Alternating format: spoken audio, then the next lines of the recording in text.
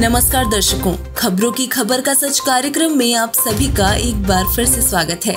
इस बार हम टीवी चैनलों पर दिखाए जाने वाले व समाचार पत्रों में छपने वाले विज्ञापनों पर चर्चा करेंगे। साथ ही देश में विज्ञापनों के संबंध में सरकार द्वारा बनाए गए कानूनों एवं गाइडलाइंस के बारे में भी जानेंगे। तो चलिए शुरू करते हैं हमारा विशेष कार्यक्रम खबरों की खबर का सच। सूचना एवं तकनीक के युग में विज्ञापन हमारे जीवन का अभिन्न अंग बन चुके हैं। विज्ञापन हमारे जीवन पर गहरी छाप छोड़ते हैं। आज समाज का हर वर्ग, चाहे वो बच्चा हो या बुजुर्ग, कामकाजी महिलाएं हो या गृहिणी या फिर युवा वर्ग, हम सभी पर विज्ञापनों का प्रभाव देखा जा सकता है। हमारा खान पान, रहन सहन तथा रोजमर्रा की बुनियादी वस्तुएं सब कुछ विज्ञापनों से प्रभावित हो रहा है।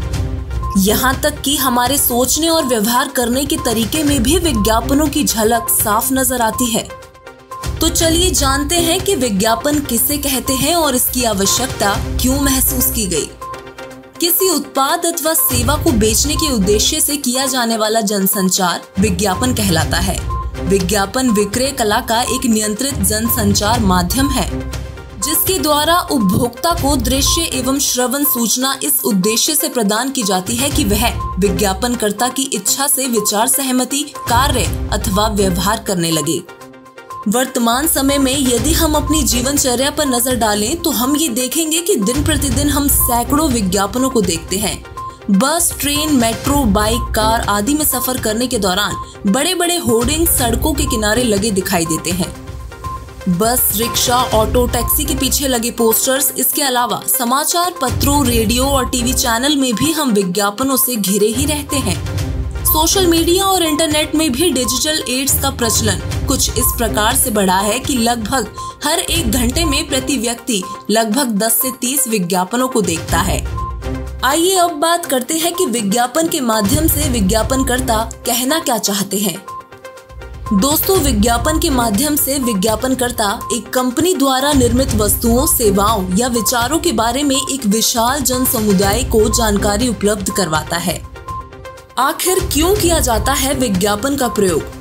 विज्ञापन किसी संगठन द्वारा प्रचार का सबसे अधिक इस्तेमाल किया जाने वाला सशक्त उपकरण है। यह आमतौर पर किसी उत्पाद या सेवा के बारे में संदेश देने के लिए प्रयोग किया जाता है। आइए अब इन विज्ञापनों से होने वाले फायदे और नुकसान पर भी एक नजर डालते हैं। दोस्तों, विज्ञापन कई कंपनियों और व्यवसायों आदि के लिए आय का एकमात्र स्रोत होता है। मीडिया माध्यमों जैसे कि समाचार पत्रों, रेडियो, टीवी चैनल्स आदि की कमाई एडवर्टीजमेंट से ही होती है। इसके अलावा अन्य TV channel, website, YouTube, Facebook, Instagram जैसे सोशल मीडिया प्लेटफॉर्म पर भी स्पोर्ट्स, एंटरटेनमेंट और जनरल कंटेंट प्रोवाइडर की कमाई विज्ञापनों पर ही आधारित होती है। यहाँ तक कहा जा सकता है कि देश के हर 5 में से 2 कारोबार विज्ञापनों पर ही आधारित हैं। विज्ञापन 2 प्रकार के होते हैं, एक होता है प्रमोशनल और दूसरा होता है पब्लिक सर्विस मैसेज। प्रमोशन में किसी कंपनी की प्रोडक्ट या सर्विस का प्रचार प्रसार किया जाता है। प्रमोशनल विज्ञापनों में प्रोडक्ट्स और सर्विस के साथ साथ अश्लीलता, चरित्रहीनता, नशे से संबंधित सामग्री आदि सामान का भी प्रचार होता है। जबकि टीवी पर चलने वाले विज्ञापनों को घर में बच्चों से लेकर बड़े सब देखते हैं। कुछ प्रोडक्ट्स और सर्विस में अश्लीलता का प्रचार खुलेआम किया जाता है, जो सही नहीं है। ये विज्ञापन दुष्प्रचार का कारण बन बच्चों के अंदर बालपन से ही कुसंस्कार भरने का काम करते हैं। खास तौर पर तब जब लोगों की लोकप्रिय बॉलीवुड स्टार्स, क्रिकेटर्स या अन्य स्पोर्ट्स पर्सन द्वारा किसी प्रोडक्ट का प्रचार किया जाता है, तब लोगों पर इसका बहुत अधिक कुप्रभाव होता है। बॉलीवुड के मशहूर एक्टर्स जैसे अजय देवगन और शाहरुख खान ने रजनीगंधा और विमल पान मसाला के प्रोडक्ट के विज्ञापन में भी काम किया है, जिससे लोगों में तंबाकू के सेवन करने में भी इजाफा हुआ है। विशेषज्ञों का मानना है कि विज्ञापन कंपनी प्रोडक्ट्स और सर्विस बेचने के साथ साथ किसी देश का कल्चर भी बेचती है, यानी प्रचार प्रसार करते समय देश की संस्कृति और संस्कारों को ध्यान में रखना भी अति अनिवार्य है। यदि हम विज्ञापन के दूसरे प्रकार पब्लिक सर्विस मैसेज की बात करें तो ये ऐसे विज्ञापन होते हैं जिनके चलते जन जागृति फैलाने का काम किया जाता है। उदाहरण के तौर पर तंबाकू और शराब का सेवन हानिकारक है, किसान योजनाएं, स्वच्छ भारत योजना, जल बचाओ, बेटी पढ़ाओ, नेत्रदान, कोरोना गाइडलाइंस का पालन करना आदि विज्ञापन पब्लिक सर्विस मैसेज के अंतर्गत आते हैं। आमतौर पर जन चेतना और जन विकास के विज्ञापन सरकार द्वारा चलाए जाते हैं। चलिए अब भारत में विज्ञापन के प्रचलन के लिए बनाए गए कानूनों व गाइडलाइंस पर एक नजर डालते हैं। आम उपभोक्ताओं के लिए ये जानना जरूरी है कि विज्ञापन हमारे जीवन को कैसे प्रभावित करते हैं और कब ये विज्ञापन भ्रामक हो जाते हैं। साथ ही ये भी जानना चाहिए कि इन भ्रामक विज्ञापनों की रोकथाम या नियंत्रण के लिए देश में कौन कौन से कानून हैं। विज्ञापन वस्तुओं एवं सेवाओं के प्रचार माध्यम होते हैं, लेकिन जब विज्ञापनकर्ताओं द्वारा जानबूझकर मिथ्या प्रचार किए जाते हैं और तथ्यों को तोड़ मरोड़ कर प्रस्तुत किया जाता है, तब यह आपत्तिजनक हो जाता है। जब कोई उत्पादक अथवा विज्ञापनकर्ता किसी उत्पाद के बारे में कोई दावा करता है तो उसको उसे सिद्ध भी करना चाहिए।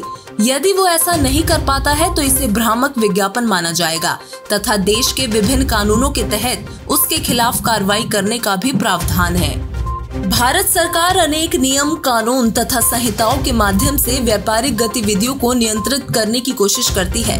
सरकार द्वारा बनाए गए कई नियम, कानून एवं संहिताएं ऐसी हैं जिनमें भारत में विज्ञापनों को नियंत्रित करने के प्रावधान है, लेकिन दुर्भाग्यवश इनका ठीक से पालन नहीं हो पाने से भ्रामक विज्ञापनों पर पूरी तरह से रोक नहीं लग पा रही है।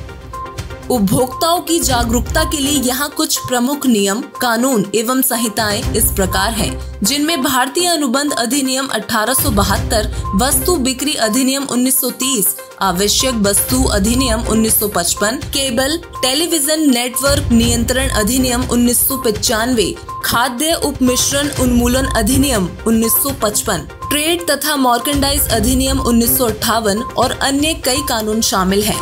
भारतीय रिजर्व बैंक, भारतीय चिकित्सा परिषद, भारतीय प्रतिभूति एवं विनिमय बोर्ड, भारतीय दूरसंचार नियामक प्राधिकरण और बीमा नियामन विकास प्राधिकरण जैसे नियामक प्राधिकरण विज्ञापनों पर नियंत्रण रख सकते हैं।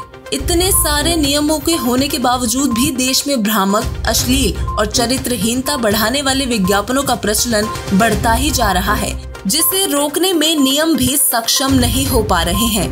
यदि हम आध्यात्मिक दृष्टिकोण से इस पहलू पर विचार करें तो यह ज्ञात होता है कि प्रचार प्रसार केवल ईश्वर के संविधान और सद्भक्ति मार्ग का होना चाहिए, क्योंकि इस मनुष्य जीवन का मूल उद्देश्य पूर्ण परमात्मा कबीर साहिब जी की भक्ति कर पूर्ण मोक्ष प्राप्त करना ही है। सद्भक्ति के अभाव में ही मानव अश्लीलता और चरित्रहीनता जैसे गलत काम करता है।